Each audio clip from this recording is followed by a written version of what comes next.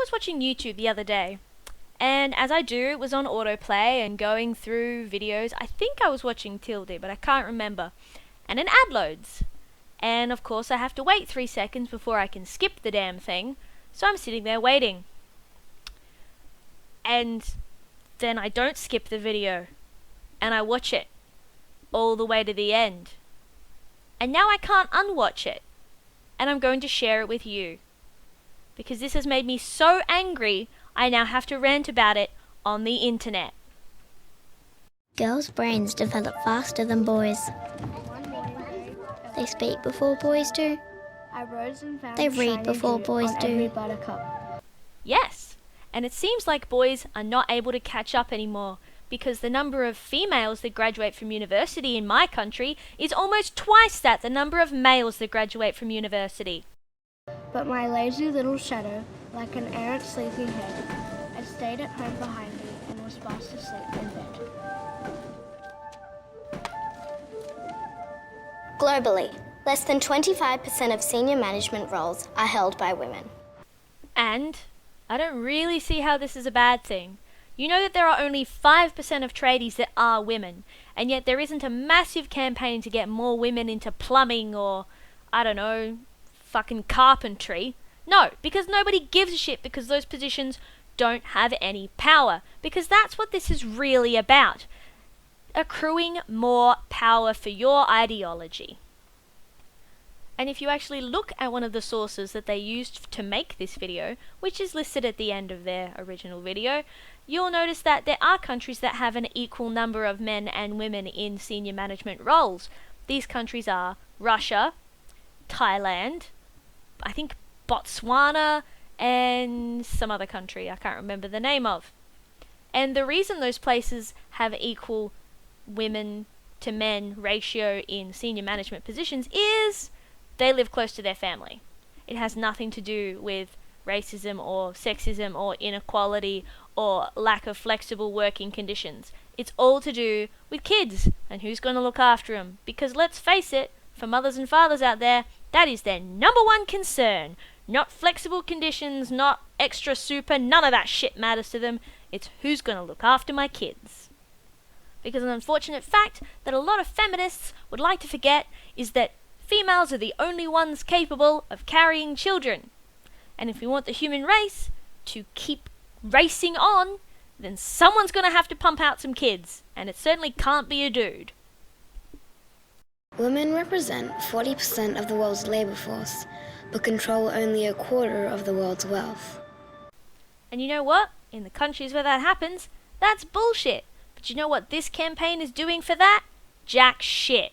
If you actually look at their website, the only things they list are shit they're doing in a first world country and has nothing to do with developing nations and actually helping women in shit countries where they don't have laws to protect them against sex discrimination or unequal pay or getting slapped by their husband. None of that shit.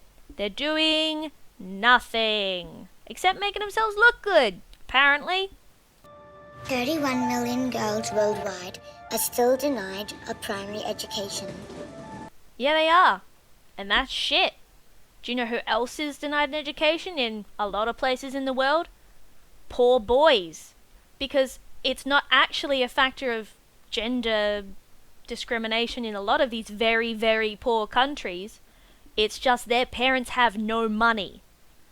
Or, as it is in Pakistan, if you read the World Health Organization report, which I read quite a few pages of, not all, because it's 500 fucking pages long, it actually states that in Pakistan, people do not want to send their girls off to school because they're worried they will get shot and killed or raped and murdered because violence is so rampant in those areas that they would rather keep their girls at home and have them not learn to read than have them murdered in the street, which I understand. If there was a 50-50 chance of my kid getting shot on the way home from school, I wouldn't send them to school. If there was a 50-50 chance of my girl being abducted and then married off to some Islamist fighter in a foreign country, I would also not send her to school. That's just how this works. Poor people don't get educated because they're poor, and education in countries that are poor is expensive. That's not a gender discrimination thing, it's a wealth discrimination thing. And do you know how you can fix that? By actually donating money to educations for poor people in developing countries. That 500-page fucking document I mentioned before states that girls aren't educated because of their gender in 1 in 5 cases. You know those other 4 out of 5 cases? Is because they're poor. And if you think about how many girls aren't educated because they're afraid of what might happen to their girls if they're sent to school, that probably accounts for a lot of those 1 in 5s as well. All you need to do is look at how many all-girls schools have been gassed and bombed in Afghanistan to realize that sending your girl to school can be a death sentence for your girl in certain places. It's shit, but it's true. And it's also not the case in Australia, so what's the point here?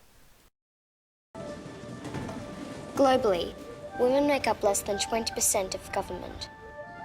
Well, hey, Australia's fucking killing it then, because 25% of our House of Reps is made of women and 37% of the Senate. Not that it matters, because I vote for people based on their policy, rather than do they have a vagina or not. Because I've found in the past, voting for people based solely on their genitalia has never resulted in a good social outcome for a country.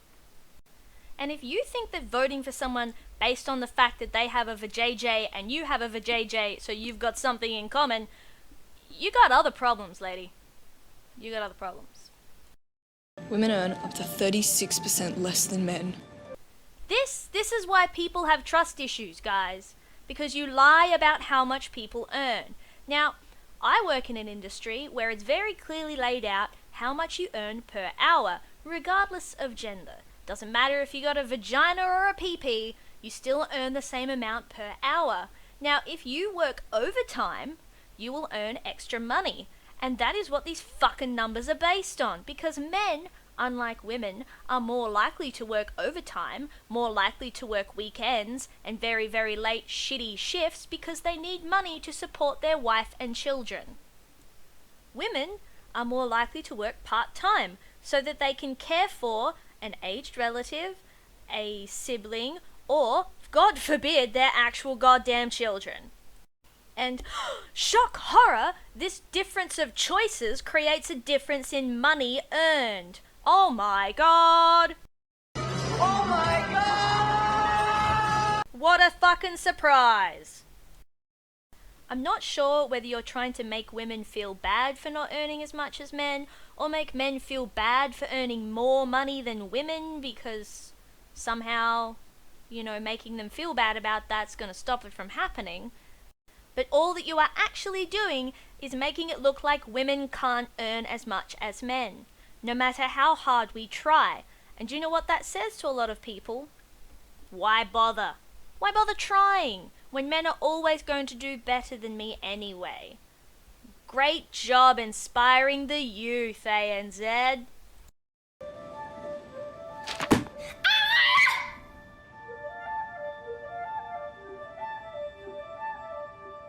I did martial arts when I was a kid. Lots of women do, because it's quite normal these days. I was quite good at it. Not great. Maybe just okay. And you know what?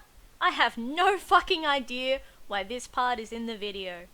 I mean, she's cute, and she's apparently quite good at martial arts. But I still don't understand why this is here. I just don't get it.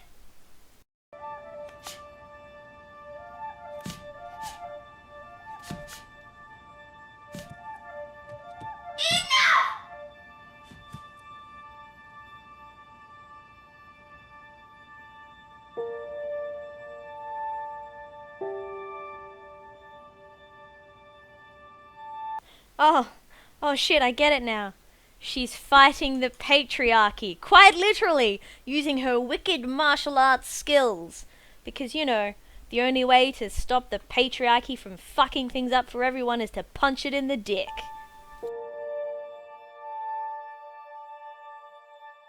If it's not designed for women to succeed, How come there are 42,785 female graduates in 2015, yet only 25,551 male graduates in the same year? Explain to me how that is women not succeeding. And in actual fact, now that I think about it, it's not really designed for anybody to succeed. Not for one individual sex, not for one individual culture or race or person. The only people who are destined to succeed are those who have money or power or influence. Everybody else is just as fucked, regardless of whether you're a man or a woman. Why? Why do we have to make one that favors women over men or helps women succeed more than it helps men succeed? It doesn't make sense. It's fucking sexism.